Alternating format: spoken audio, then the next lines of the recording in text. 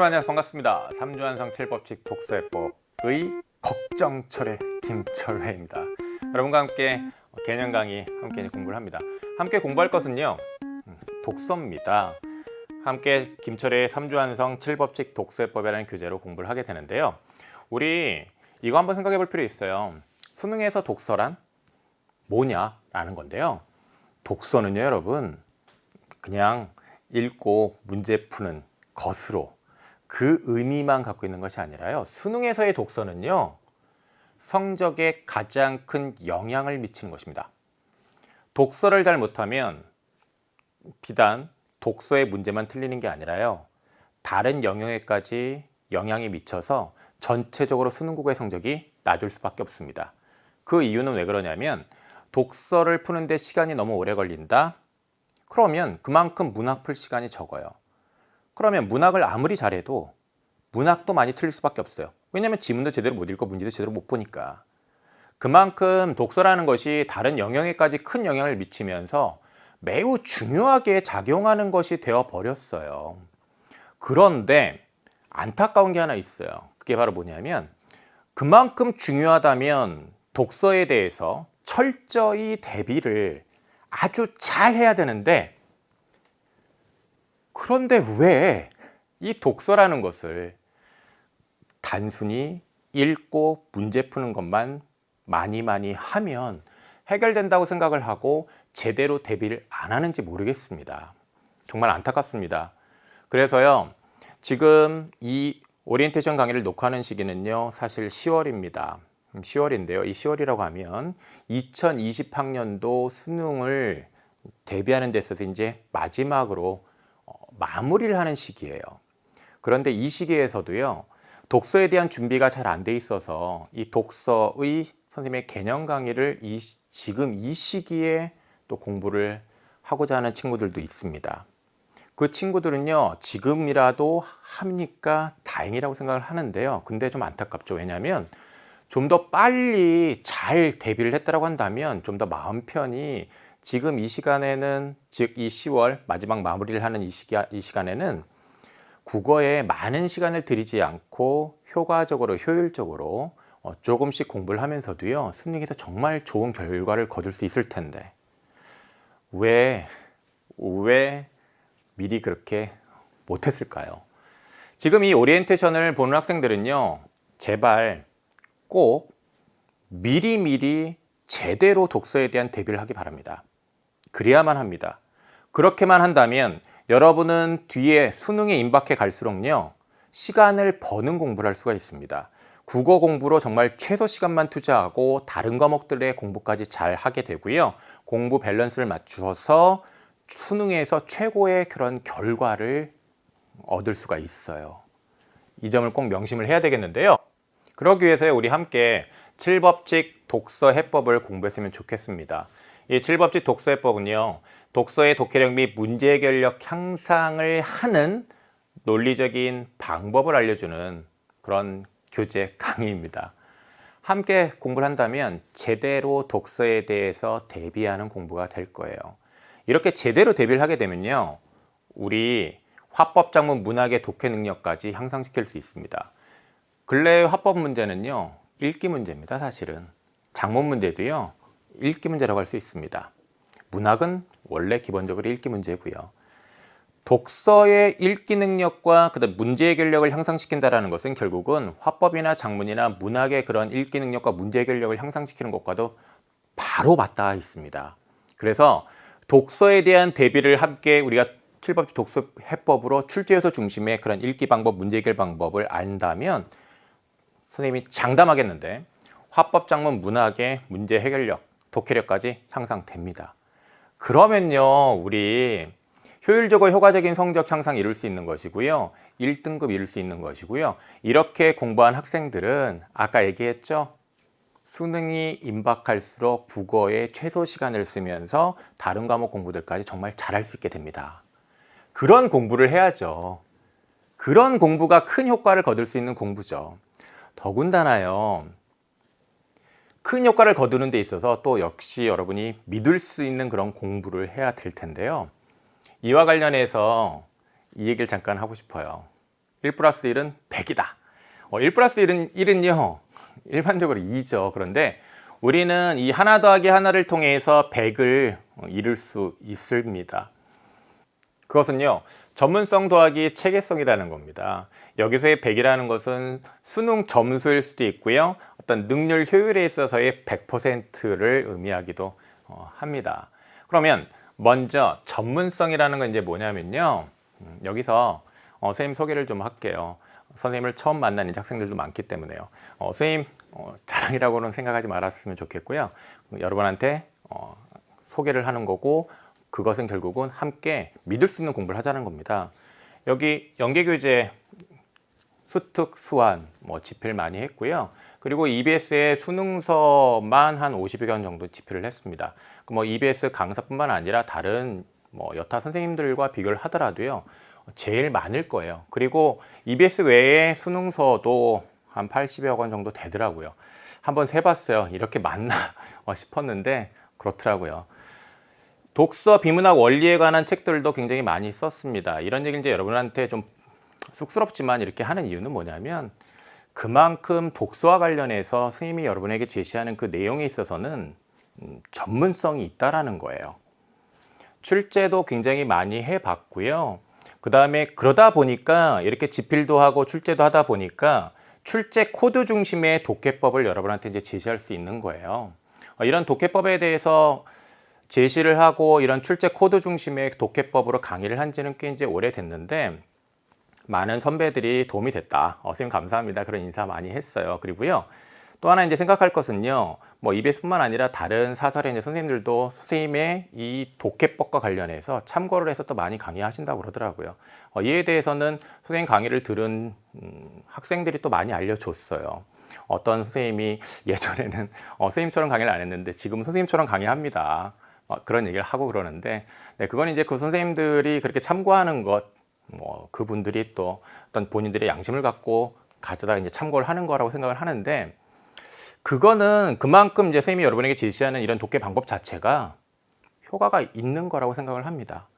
그래서 함께 꼭 공부를 했으면 좋겠고요. 선생님은 EBS에서 이제 독서를 제일 많이 강의를 해요. 그만큼 전문적이라는 얘기죠.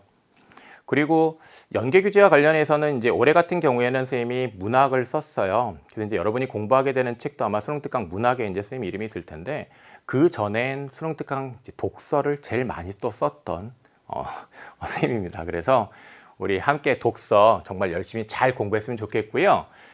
전문성을 바탕으로 만든 교재를 여러분에게 이제 제시를 합니다. 그렇기 때문에 체계적입니다. 일단 1주차에 기본 원리를 제시를 할 것인데, 그거는 선생님의 경험과 노하우를 녹여서 출제 코드를 간결하게 7가지로 만들었어요. 그래서 그 출제 코드 중심으로 어떻게 읽고 어떻게 문제를 풀어야 하는지를 설명을 드릴 거예요. 그 다음에 2주차 때는 이제 무엇을 할 것이냐면, 1주차 때 익혔던 코드 7개를 조합을 해서 응용하는 연습을 할 거예요. 조합은 어떻게 이루어지냐면, 결국 그 코드로 지문이 만들어져요. 코드 2번째, 3번째 더해서 지문이 만들어지든, 예를 들면 이제 그런 겁니다. 그런 식으로 코드가 조합되어서 지문의 구조가 만들어지는데, 바로 그 구조 패턴에 대해서 공부를 할 거예요. 6가지입니다. 근데 이제 그 구조 패턴 공부하기 바로 전에 일단 국어, 이 독서, 지문 읽고 문제 푸는 그 방법 자체를 일단 코드 1부터 7까지 학습한 걸 바탕으로 해서 이제 정확하게 익히고 구조 패턴 익힐 거기 때문에, 이 구조 패턴에 대해서도 여러분이 굉장히 좀 쉽게 잘 익힐 수 있을 거라고 생각을 합니다. 그리고 이어서 3주차 때는요, 앞에서 기본 코드와 그 다음에 구조 패턴을 익혔으니까 이걸 영역별로 이제 우리가 응용하는 능력을 기르는 공부를 할 수 있어요. 그래서 그런 공부를 3주차 때 할 겁니다. 그리고 각각 1주차, 2주차, 3주차 때는요, 각각 매 강마다 여러분이 강의에서 배운 것을 스스로 해볼 수 있는 또 역시 과제도 제시를 합니다. 그 과제는 여러분이 정말 중요하게 생각을 해야 돼요. 왜냐하면 내가 지금 이거 공부한다는 거는 그만큼 나를 실력을 향상시키기 위함이잖아요. 그러면 강의에서 배운 그 방법을 자기 스스로 잘해야 됩니다. 선생님이 여러분 수능 볼 때까지 끝까지 옆에서 응원해 줄 거예요. 그런데 실제로 읽고 문제 푸는 건 여러분 자신이란 말이에요. 그러면 스스로 할 수 있어야 되는데 그렇게 스스로 잘할 수 있는지를 체크하는 것이 바로 수험법 과제고요. 이 수험법 과제와 관련해서 우리 교재에 보면 체크 포인트가 있는데 그 체크 포인트를 통해서 내가 놓친 부분 없는지 확인할 수 있고요. 그 다음에 올해는 예년과 달리 핵심 포인트 해설 강의를 여러분에게 제공하려고 해요. 1강부터 21강까지가 본 강의고요. 그 다음에 22강부터 28강까지는 수험법 과제에 대한 그 핵심 포인트를 알려주는 강의예요. 핵심 포인트를 왜 알려주느냐? 왜 알려줄까요? 여러분이 강의에서 배운 그 방법대로 자신의 능력치를 끌어올렸는지를 그 포인트에 맞춰서 확인하기 위함입니다. 그 확인하는 데 있어서 혹시 미흡한 점이 있다면 당연히 그 점을 보완하고 가면 강의 다 끝났을 때 우리 달라져 있지 않겠습니까? 당연히 달라지죠. 그렇죠. 더군다나요. 지문 읽고 문제 푸는 것과 관련해서요. 체계적으로 그 방법을 이렇게 3단계로 제시를 할 거예요. 그래서 이 3단계의 내용을 또 여러분이 몸에, 머리에 여러분의 것으로 완전히 만들 수 있도록 할 거거든요. 그거는 여러분 자신이 정말 달라질 수밖에 없다는 걸 의미합니다. 예측하기, 출제 요소를 파악하는 거예요. 이 예측하기를 잘할수록요. 지문을 효과적으로, 효율적으로, 빠르고 정확하게 독해하는 게 가능해요. 그렇게 읽으면요. 출제 요소 중심으로 독해한 것이기 때문에요. 문제 풀 때 훨씬 잘합니다. 이 방법을 함께 잘 익혀보자고요. 알겠죠? 그리고요. 국어, 걱정, 처리하는 겁니다. 그렇게. 걱정 처리 커리큘럼과 관련해서 우리 함께 첫 번째로 이 개념 강의, 교재 공부를 하게 되는데요. 특징을 간략하게 얘기를 하면요. 시각적으로 보여주는 독해 방법. 우리 교재에 시각적으로 여러분이 어떻게 독해를 해야 하는지 이렇게 표시가 다 되어 있습니다. 그래서 이 방법을 여러분이 눈으로 익히는 거고요. 그리고 이에 대한 설명까지 들으면 당연히 더 잘 익힐 수 있겠죠. 그리고 이렇게 익힌 것을 이제 아무 표시가 없는 또 지문과 문제도 당연히 있겠죠. 거기다가 또 스스로 적용하는 연습을 해보려고 하면 돼요. 그러면 배운 걸 바로 적용할 수 있기 때문에 아무래도 실력 향상시키는데 당연히 도움되지 않겠습니까? 두 번째로요. 문제 해결 방법도요. 분석적으로 제시를 합니다. 그래서 그냥 문제만 턱 하니 또 주는 게 아니라 문제 풀이를 어떻게 해야 하는지 그 방법을 알려주는 데 있어서는 이런 식으로 분석적으로 설명을 해 놨어요. 그래서 강의도 여러분이 들으면서 공부하면 당연히 더 좋은 건데 그 외 시간에 혼자서 공부하는 데 있어서도 도움이 될 겁니다. 세 번째, 수험법 과제에 대해서 앞서 잠깐 얘기를 했었는데요. 그 수험법 과제로 독해법 및 문제 해결 방법을 완성할 수 있게 해놨습니다. 그리고 과제를 해결하고 자신이 잘 했는지 체크 포인트로 이렇게 체크를 할 수 있게끔 해놨고요. 그리고 올해는 이렇게 해설 강의를 제공을 해서 여러분이 강의를 통해서 보다 쉽게 자신의 미흡한 점을 파악해서 보완할 수 있게끔 해놨습니다.